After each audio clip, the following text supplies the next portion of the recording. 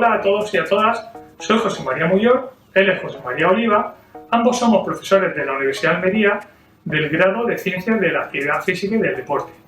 A continuación os vamos a presentar una serie de vídeos para que podáis observar aquellas técnicas y metodologías que solemos utilizar en nuestras investigaciones, sobre todo encaminadas a analizar la condición física del deportista. Bueno, pues una de las aplicaciones fundamentales que hacemos dentro de nuestra investigación está relacionada con la aplicación de sensores inerciales. Esto es un ejemplo de un dispositivo con sensores inerciales y nosotros lo aplicamos en nuestro día a día, en nuestro entorno de trabajo. Como veis aquí, esto es un laboratorio, pero también lo utilizamos en el campo, es decir, monitorizamos la actividad y el rendimiento físico de, por ejemplo, jugadores de fútbol profesional. Esto, poniendo el caso de los jugadores de fútbol profesional, pues estos dispositivos se colocan en un chaleco que se lleva en el pecho en la parte posterior.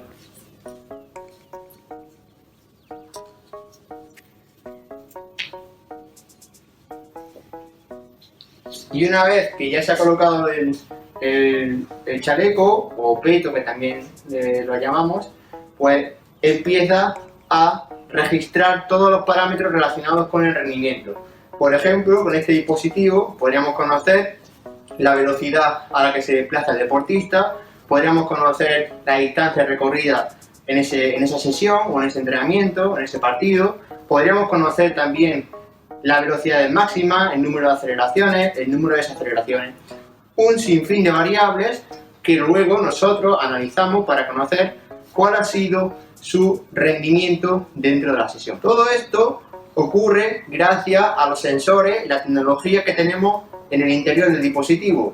Esta tecnología fundamentalmente son sensores inerciales y sistemas de posicionamiento.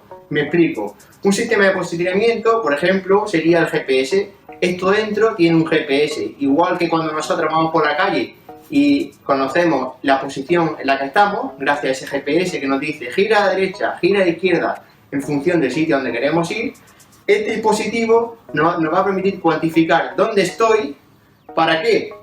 Porque si yo conozco los puntos en el espacio, la posición, yo puedo calcular luego variables como la distancia recorrida o la velocidad. Además de eso, tiene sensores inerciales. Esos sensores inerciales, por ejemplo, son los acelerómetros, los giroscopios, los magnetómetros. Hay también barómetros. ¿Esto para qué sirve? Los acelerómetros, por ejemplo. Pues los acelerómetros nos van a permitir conocer las aceleraciones en diferentes planos, porque estos acelerómetros son triaxiales.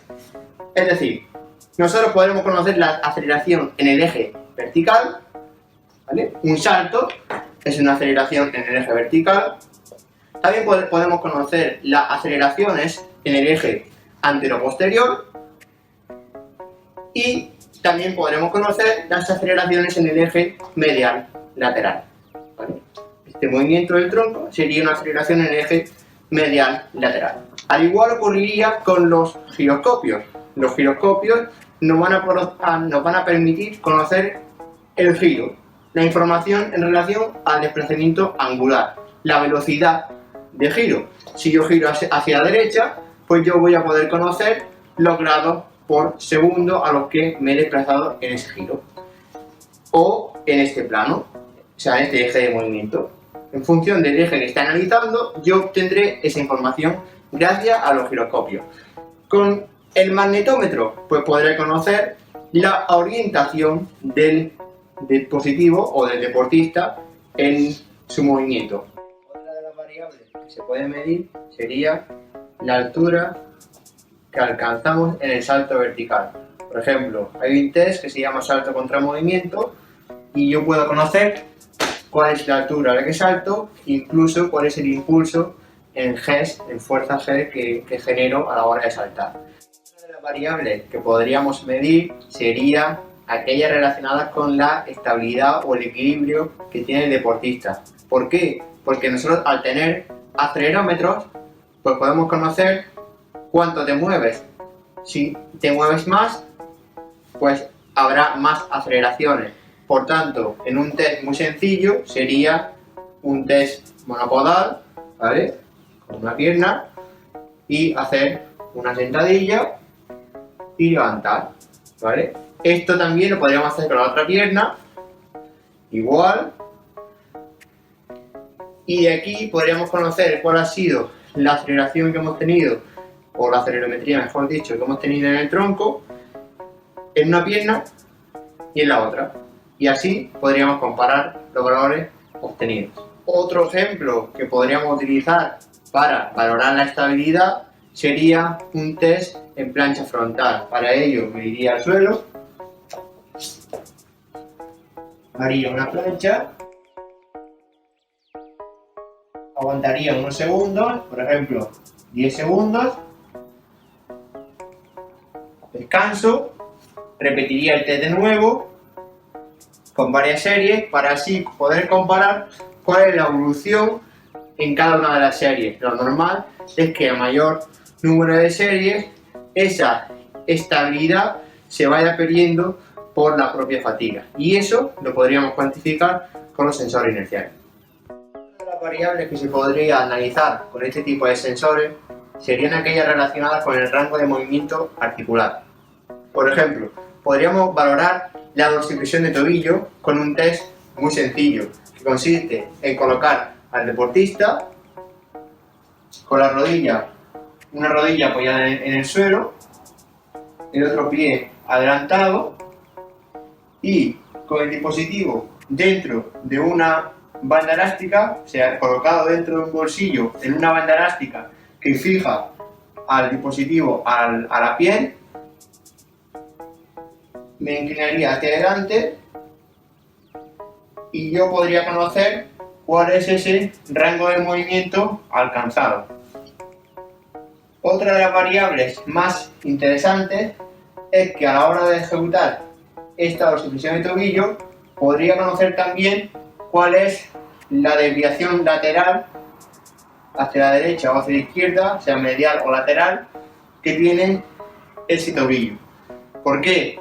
Esto sería una variable que nosotros no podríamos conocer, por ejemplo, con un inclinómetro o un goniómetro, que son los instrumentos tradicionales para valorar la dorsiflexión de tobillo o el rango de movimiento. Otra de las variables que se puede medir, en este caso con el rango de movimiento y estos dispositivos, sería el test de elevación de la pierna recta, ¿vale? Este test trata de medir o estimar cuál es la extensibilidad isquiosural que tiene el deportista, y para ello colocamos el dispositivo en la zona más distal de la tibia, boca arriba, pies de bailarina, y lo que tendríamos que hacer sería levantar con un movimiento de flexión de cadera hasta que el deportista ya no pueda más porque siente dolor. Y eso significa que es su grado máximo de movimiento. Lo podemos hacer con dos series, por ejemplo, con 2 repeticiones, y ahora lo normal sería cambiar de pierna, ¿vale? Para hacer el test. Una vez que ya hemos terminado nuestro test, tendríamos un resultado de cuál sería el rango de movimiento alcanzado en la pierna derecha y en la pierna izquierda, y podríamos comparar a nivel básico si hay alguna diferencia entre una pierna y otra. Además, la ventaja que ofrecen los sensores inerciales es que no solo nos van a dar parámetros en cuanto a rango de movimiento en grados, sino también la velocidad a la que ejecuto el test, el grado en el que alcanzo la velocidad máxima y cuál ha sido esa velocidad máxima. Además de otras variables, como he dicho antes, relacionadas con la desviación que pudiera tener el deportista al ejecutar la acción. ¿Qué podemos medir con este tipo de dispositivo? Si colocamos el dispositivo en la barra, pues podemos conocer esa velocidad lineal para el entrenamiento de fuerza. En este caso, el dispositivo nos va a informar del movimiento de subida y de bajada, tantas veces como ejecute esa acción. Estas variables nos permiten conocer cuál es el rendimiento del deportista en entrenamiento de fuerza para poder prescribir esa carga de entrenamiento de una manera óptima basada en la velocidad de ejecución. Otra de las aplicaciones que tenemos con este tipo de sensores pues sería valorar ese desplazamiento angular y velocidad angular con el dispositivo colocado ahí con la banda elástica y, por ejemplo, vamos a hacer una abducción de hombro. ¿Vale? Como veis en la gráfica, el dispositivo nos va a informar de esa velocidad angular y desplazamiento angular que estoy desarrollando en cada ejecución. Esperamos que con estos vídeos tengáis un conocimiento un poco más profundo de lo que hacemos dentro de la ciencia de la actividad física y del deporte y que os anime a estudiar en un futuro nuestra carrera. Ya habéis visto que ciencias del deporte no solo jugar al fútbol o practicar deporte, sino también tiene otra serie de estudios mucho más profundos. En este caso ha sido un ejemplo sobre la cuantificación y la valoración de la condición física del deportista a través de variables cinemáticas. Muy bien, pues muchas gracias a todos y un saludo. Gracias, un saludo.